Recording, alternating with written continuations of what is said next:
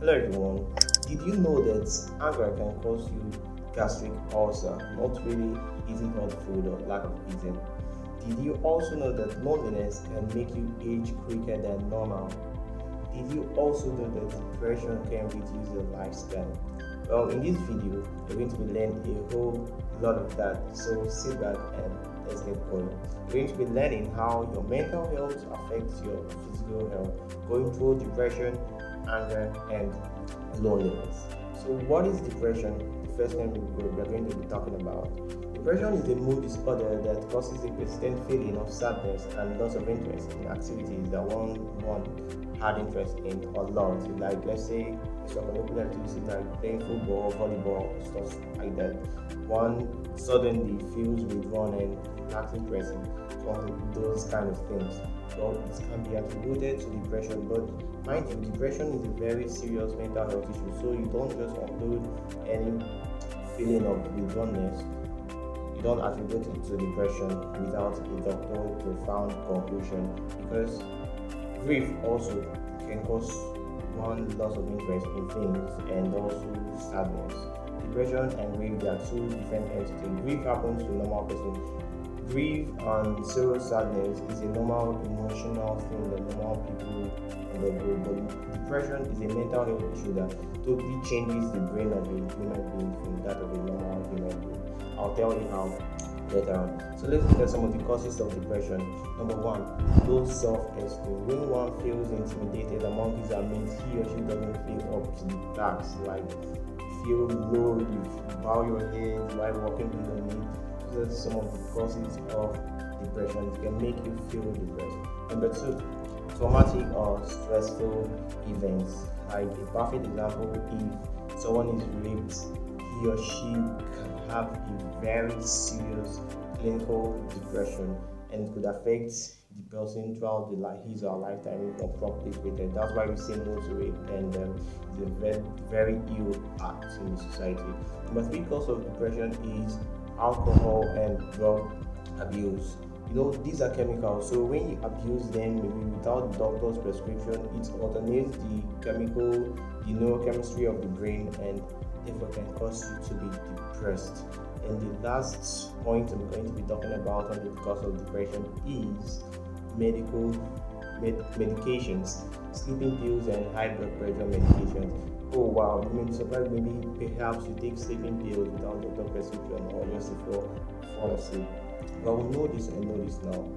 Sleeping pills contain certain chemicals that can alternate the neurochemistry of the brain, therefore making you feel depressed. And that's why you see that you don't take sleeping pills without doctor prescription, because the doctor will ascertain that you're not at risk of getting depressed.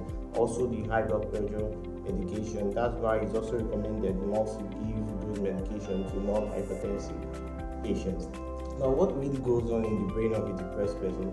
The brain of a depressed person is completely, there's an obvious physical change in the brain of a depressed person and between the brain of a depressed person and that of a normal human being. One change is noticed in the neurotransmitters, certain neurotransmitters involved with depression, like the dopamine, the serotonin, and so a lot of them. You see, these are the neurotransmitter in charge of making us feel good, like that feeling when you just win an award. There are certain neurotransmitters that increase their level, their composition in our brain when something good happens, when we feel good. So in the brain of a depressed person, these neurotransmitters levels are really low. Another significant difference between a normal person brain and a depressed person brain is that a depressed person brain secretes excess cortisol, which causes brain shrinkage, and this is where the lifespan stuff comes in. When this shrinkage happens to the brain, whatever is the cause, if shrinkage happens to the brain, it impedes the growth of brain cells, which certainly means you are dying slowly, you're getting closer to your grave. So if for no other reason, this is the reason why you shouldn't be depressed. You should choose never to be depressed.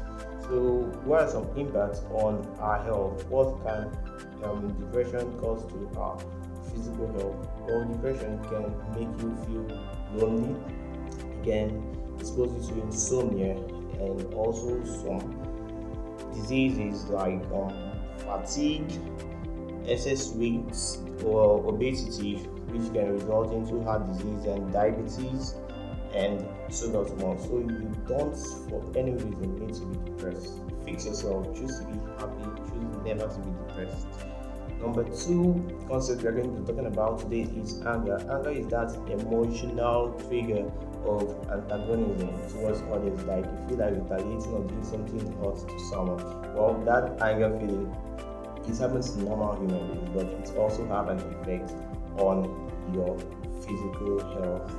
What goes on in the brain when we are angry? Well, anger causes release of certain stress hormones to cool us down. No hormones are released to regulate the body, our temperature, how we feel, to control, coordinate our body activities, interaction. Some causes of anger include loss of loved ones, fatigue, failure, and unsatisfaction. What can anger do to your physical health? Now get it, because that's why these are the reasons you don't need to be angry, because your health is at stake. One, it can cause increase in body temperature. Number two, it can cause raised blood pressure, high BP. That's why hypertensive patients don't need to get angry. You need to do things fun. You need to make yourself happy. Be in company of people that makes you happy. Another impact is that anger causes increase in energy level. I think that's a positive one. That's why when people are angry, even if you may see a very small person, when he or she is angry, she may have that he may start feeling big that he can pull down a mountain because he's angry. The energy level has increased. Anger can also cause gastric ulcers. So get this. Also, anger causes diabetes, anxiety, and insomnia. That's sleeping issues, lack of sleep. So if you really care about your health, you will care about your mental health, your feeling, and your interaction. Because of these your associations that really causes depression, anger. And the last thing we are going to be talking about is loneliness. Loneliness is that feeling of solidarity, or that feeling of being withdrawn, socially isolated. What can cause loneliness? Number one, low self-esteem. When you feel underrated among people, you don't see any value in yourself. Low self-esteem, it causes you to be lonely, or causes the person rather to be lonely. Number two cause of loneliness is changing environment. You just get to a place, or maybe perhaps a new school, you can feel lonely because your body is dying to be there at that time, or you adjust to time to environment because you're in a human being. Another cause of loneliness is breakup and death of loved ones. Well, what really happens in the brain when one is lonely? You see, when one is lonely, there is a reduced level of certain neurotransmitters. The neurochemistry of the brain changes like a depressed person. A major neurotransmitter that changes in loneliness, is the dopamine. That's the neurotransmitter in charge of positive feeling. Like it secretes itself, it increases in level when you suddenly maybe win an award, or you get rewarded for a task and the reward is huge. That feeling of excitement is caused by the increase of the dopamine within the brain. So if this dopamine is reduced, or is not really there in good quality in your brain, no matter what you win on earth, you will not feel excited. You just feel like dying. Yeah, this is chemistry, this is science here. So what are some of the effects on your physical health?